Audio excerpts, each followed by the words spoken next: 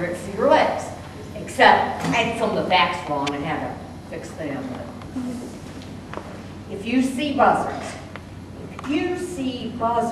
it must be spring. High above the hills, they soar on thermals, their wings of thee. You see dark silhouettes with wingtip feathers spread like fingers, an illusion of beauty. Close to a buzzard, you see ugliness. Wrinkled red head, too small for his body. Hooked yellow bill, short red legs, chicken-like feet, too weak to kill. If you say buzzard, human noses sniff in disgust. If you see buzzards, trees bud into myriad greens, interspersed with yellows and reds. Here and there, the pink of redbud, the white of dogwood. If you see buzzards, you know that Persephone has emerged from darkness. If you see buzzards, you see God's recyclers, a body devoid of breath, feeding one that breathes, a body that breathes, cleaning the land.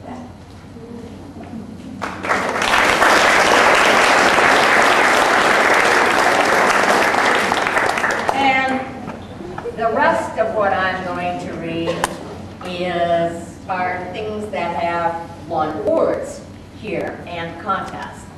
I always think people are kind of curious what does win awards. And for those of you who write poetry, I'd like to encourage you to enter poems in categories other than poetry. This poem won a 3rd place in humor in 2001. Like a geode.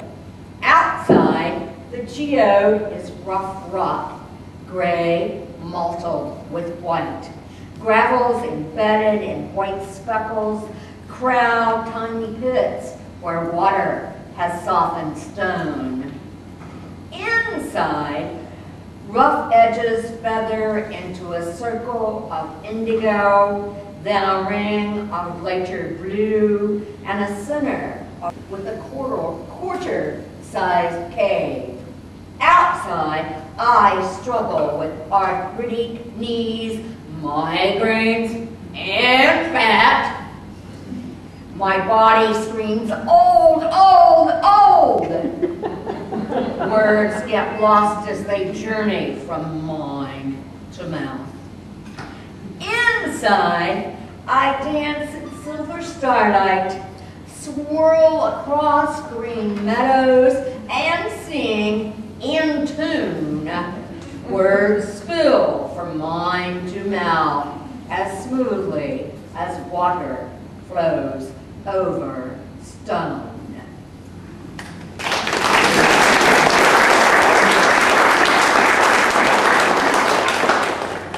And this poem won a 2nd place in short poetry in 2006. Unmarked Civil War Battlefield. And this is actually about a place that's that way. That's a picture. Blue-green cedars stretch long branches of prickly needles. Their dense roots twist through red clay soil, a slight rut nearby, the only sign that this was once a battlefield. All that's left of trenches dug with spades. You'll find no fragments of helmets here, no railroad spikes or memorials. Perhaps you'll find 2 gray stones 6 feet apart to mark the grave of an anonymous soldier, its only other visitors, 2 Holstein cows, or maybe the farmer who tills this land.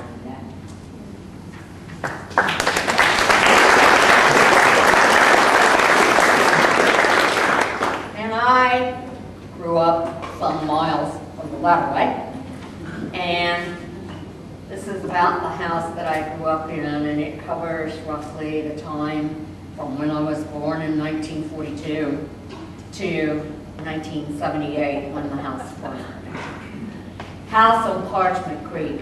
This is the house where I was born, surprise child, menopause baby, 5 pounds fully clothed.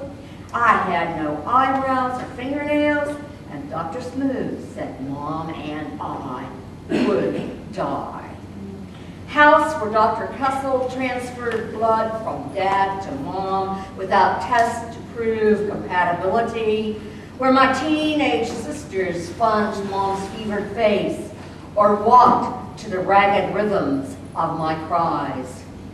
In this house, warmth chased cold away each morning as I ran from upstairs, so frigid that ice froze in glasses of water. Behind the wood stove, black rectangle of warmth, I sat cross-legged on the linoleum between stove and walls, watched red flames through holes that let in air for fire to breathe. There I savored pancakes smothered in brown sugar syrup, pancakes whose smooth sweetness soothed worried minds, pancakes I can't duplicate. This was the house of death. When a May storm zigzagged across the sky, I sat on the metal shelf of the freezer cabinet and watched Mom cut up chicken while Dad and others searched for my brother, 17, missing since he'd hurried to Parchment Creek to retrieve fishing poles before the storm. I'm 4, can't imagine him in trouble. He's big, able to do anything Dad can. I wish them back, but when the men come, they carry my motionless brother, try to revive him, fail, and the house turns cold, silence broken only when Mom rushes pages of the Bible. In this house, I told stories about school, the teacher I loved, one-room school, where I set the only limits. I told no stories of the town school when Parchment Valley School was thrown away. Town school where children mocked my country clothes, words, and ways. Here are the secrets of the house of birth. Birth of my sister's illegitimate child, unexpected child, baby delivered by Mom, baby in my doll's clothes. Shunned, ridiculed, family again, silent. And I wondered why all the trouble when unwed Mary bore baby Jesus and angels rejoiced. No one talked to me, and I retreated into Bobbsey twins, Black Beauty, Nancy Drew, entered a world of laughter, solvable problems, and happy ever after. Here is the anger of the house when I told Mom my uncle had touched my genitals, how I kicked him over the creek bank. When he began to unzip his pants, Dad drove him away that night, denied his pleas and biblical quotes about forgiveness, told him to never come back. Later, refused to attend his funeral. Here's the joy of the house, where we sang hymns and ballads, played Monopoly and dominoes, raced from the warm morning stove to beds piled high with homemade comforters, where we listened to Dad's ghost stories, chillier than the frost that drew pictures on aged windows, loose in their frames. This is the house I left. Father who urged me to go to college, mother who wanted her children to stay, sister who said I was too big for my britches. Weeks of waiting for loans, scholarship, Vaude. Dad drove me to school, lugged boxes to my room. Mom stayed home. This is the house I visited. House built from boards cut from trees that stood on red clay hills. House that always warmed me. Then a January fire burned it to ashes, returned it to the earth that grew it until not even a scar remained. This poem won a second place in Appalachian in 2009. The last poem I'm going to read.